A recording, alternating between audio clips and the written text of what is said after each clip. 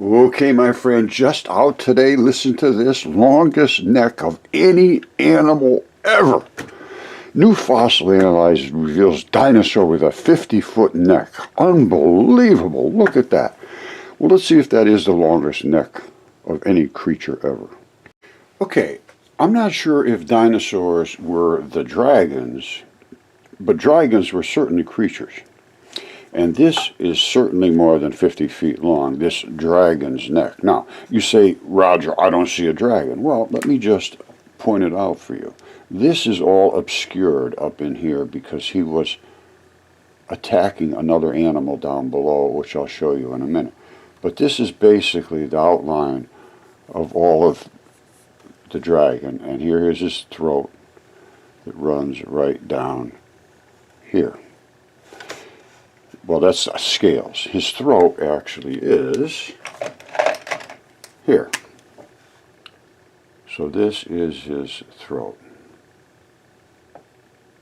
Alright, so the whole thing here is his neck. And here's his red flaring eye, and it flashes back like this. Which is all written about. This was the funny thing is, this is Typhon. It was written about in Apollodorus, that his head was so high it often brushed the stars. Now, you see what we're looking at here. He spits stuff down out of here, out of his beards. There's two beards, one right here and one right here.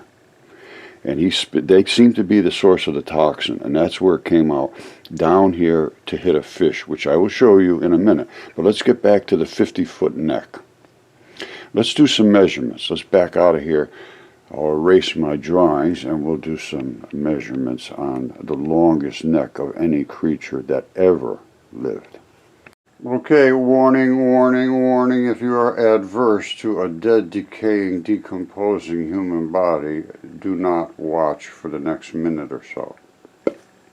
This is a rotting human body that has been removed, but this is what the leftover is all of the body fluids, and it was there for I don't know how long, but you know, long enough to decay and have the effluent run out of the body. That's all I wanted to show. That's to prove my point as to why we're seeing what we see in the desert surrounding Typhon, his effluents. Okay, so let's see what we're looking at. I erased all the little doodles there, but this is his throat. And this is the flashy stuff they have on you see them in the parades running all the way down the side. Red flared eye, all flowing and all this. Now, how big is this dragon? Well, it's pretty good size. It runs all the way across North Africa. The tail is way back here. And it still has dragon scales here with the bodily fluids running out of it. Anytime you see this kind of fluidy stuff running like that, that's running out of these decaying body parts. And up above here is extremely decayed and eroded. Wow, this thing is big. You see up here? You see all this stuff? That's effluent. It's all running out of his dead, decaying, moisture saturated body. That's what this is. Up here is the actual structure. Okay, so let's measure the neck of the longest creature that ever lived, in my opinion, is from there to approximately there.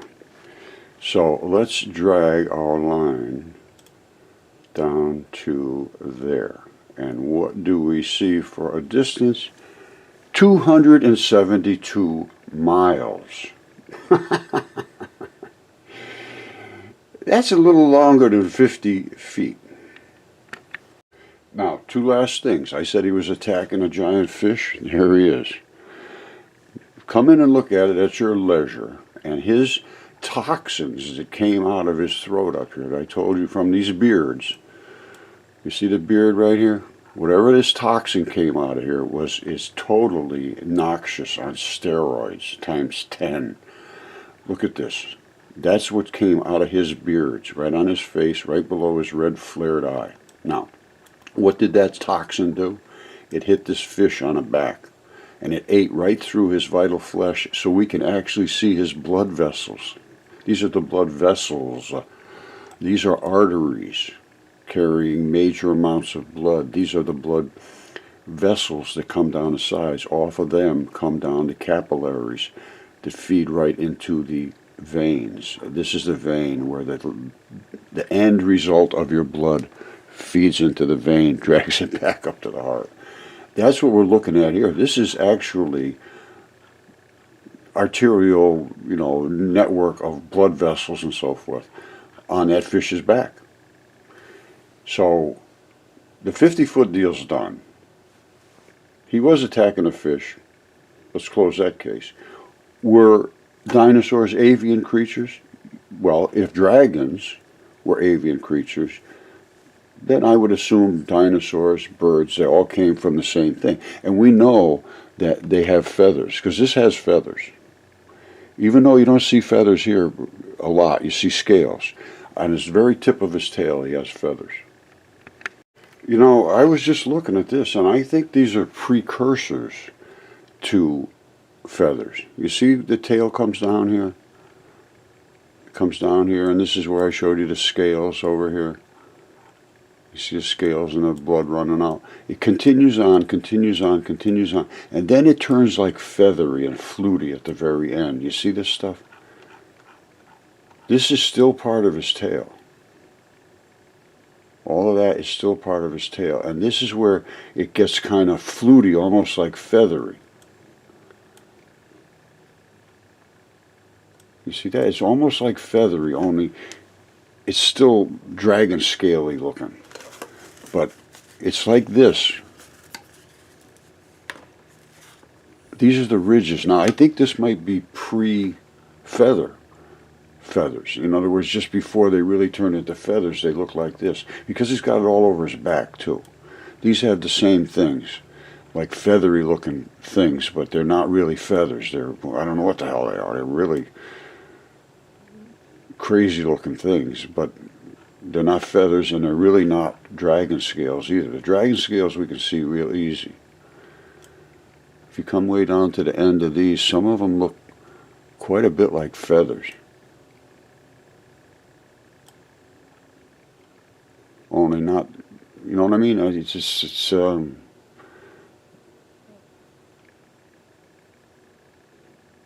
I would give them more of a feather look than a scale.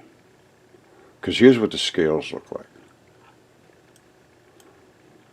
And this end is all nothing but scale. You see, these are the scales.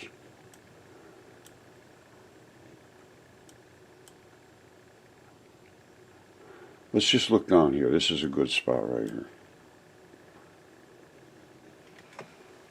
This is all the dragon scales. And this is the end of his body. And this is the fluids running out from the body. And that's just runoff. This is the throat. All right, and it runs all the way down. I mean, that's a good-sized throat. And that's all that flashy stuff you see in the parades in China and places like that. And that is a dragon, and that is his throat. And it runs all the way down. And his throat was cut right here, right in the desert. That's a gash right across there. And remember, I don't know if I showed you the green, how things grow green with blood, but this is still oozing some form of iron oxides, which is, and nitrogen oxide, nitrous, anyway, it's still oozing out things to make things grow very green. Blood meal makes things grow very green, and a lot of it's got to do with the nitrogen in the blood. And the same thing with feathers. They make things grow very green because of the nitrogen in the feathers. You see down here? It's growing very green in here. People are living in here because this a lot of green nitrogen in the feathers. And the other place they're living is in the poop. And that's right here. It's just exactly where you'd expect it. Here's his head. It comes down, here's his body, and that's exactly where your poop would be. And that's exactly where it is. And it is an avian creature. And I can tell you that quite factually, because it has two delivery systems. This is the urinary tract, and this is the poop. And they meet together just like they do in any cloaca, and then they come out together, and they're living in the fertile area here. This is all people living here because everything grows in this fertility. And that fertility is the same thing as manure. And after it gets through delivering its contents here, it comes right out here. The two of them conflute together and come out just like you see it on your window, on your car, brown and black and, whoops, all that stuff, whoops. All right, here's birds evolved from a group of meat-eating dinosaurs. The same group Tyrannosaurus rex belonged to. Birds, dinosaurs, and dragons. They're all the same thing. They all flew. I don't know. I don't see any birds spitting any toxins out. But they might have. I don't know. Maybe they do. All right, see this? It says no species of bird is known to actively inject or produce venom right now. But there are some birds that are toxic to touch or eat. And they say they usually sequester poisons from animals and plants they feed on, especially poisonous insects. Well, maybe yes, maybe no. Maybe they produce them themselves. I don't know. Maybe try giving one of these animals something that doesn't have any poison insects and see if they develop any venom, or if they are still toxic. That would be something to test. Because I think, obviously, that dragon was making venom. There's no question about that. And the other thing we're going to look at is the one that's on the east coast of the United States, which is Quetzalcoatl. And I believe he spit venom into the Gulf of Mexico. We're going to look into that one now because Myron Cook is claiming that it is a salt dome. It's I don't know exactly how he's explaining it. If you want to watch what he has to say, but I can tell you what, I believe it's the dragon ejected something into the Gulf. Just like the one that we just saw a minute ago, it squirted onto a fish. Okay, as I've shown a million times, this is Quetzalcoatl. Runs all the way up the east coast. There's his headdress. It's right here. And he's spitting stuff out of his mouth onto, it looks like right onto this area here. It goes down, so it's not spitting onto something that's big and against it. It just runs off and drools down into this depression. This is a very deep depression. And up here it's only a couple of 100 feet deep, right? 200 feet or so deep. And then it goes down to, I think it's like 10,000 feet down here. Up here it is 138 feet deep. At the very bottom it's 11,000 feet. Right in the middle it's 5,000 feet. So it just hit and dribbled down into here and created a big front as it came down. All right, so that's not like something way up here and this is against it. This is just dribbling down into this deep trench. And what is it that's dribbling down? Look at this stuff. I showed you that toxin from Typhon. Look at this.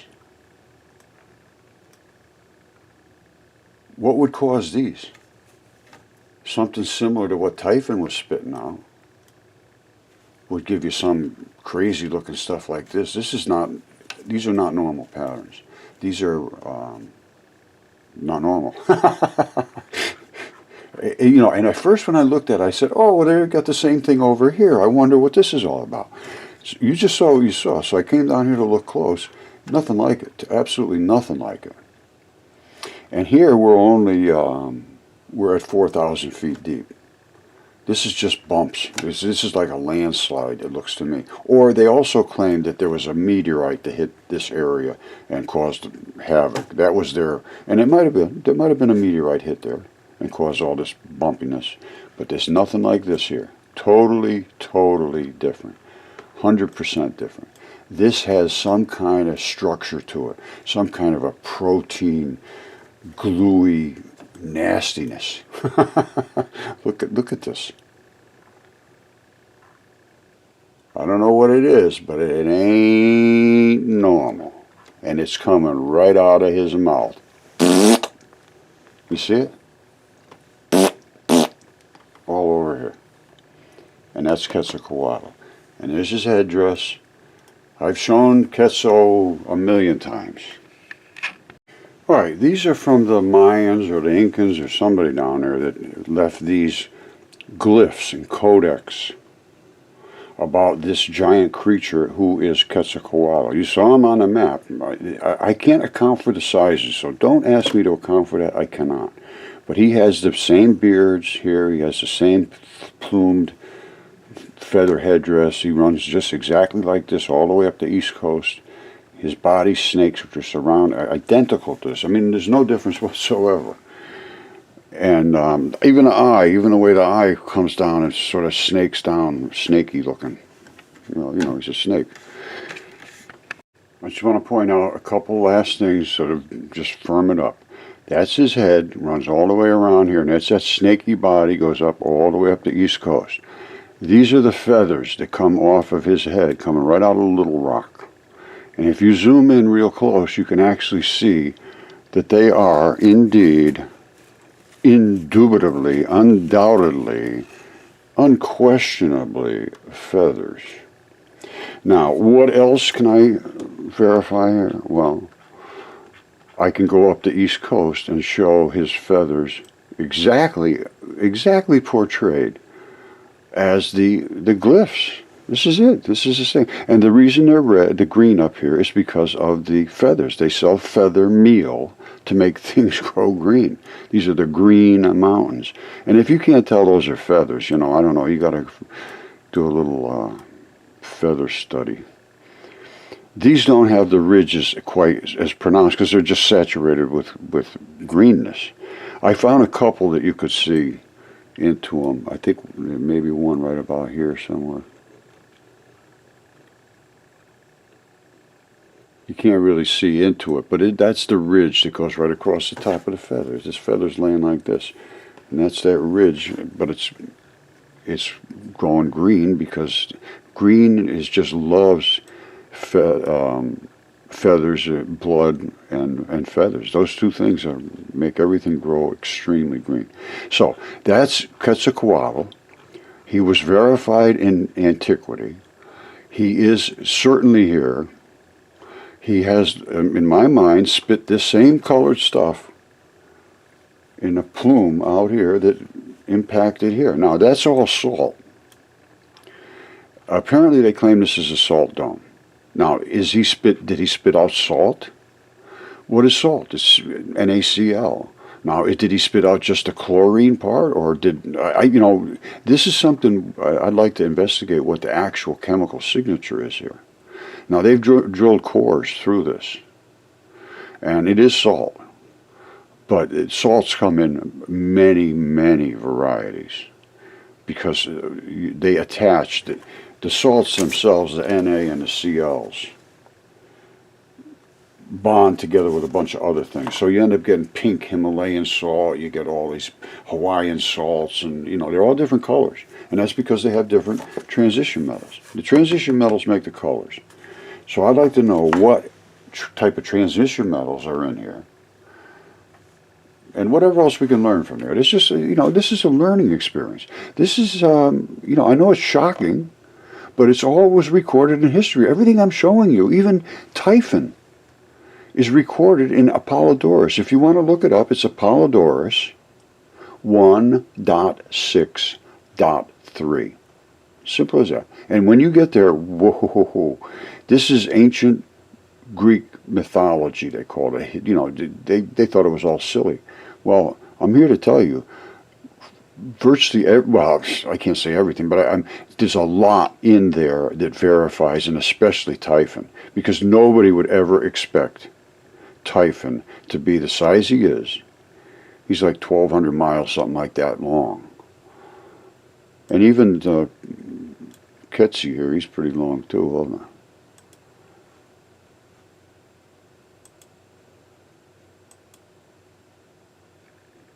Up the East Coast, he's 1,200 miles long, at least. Now I think he might run all the way up to here into Canada, which would put him up to 1,400. But 1,200's, that's pretty full grown. You don't see him that big anymore, And I cannot tell you how they lived, what they ate, what kind of games they played, where they came from. I would suspect they came not from this earth. There's too many of them, because these are only two out of many. I mean many.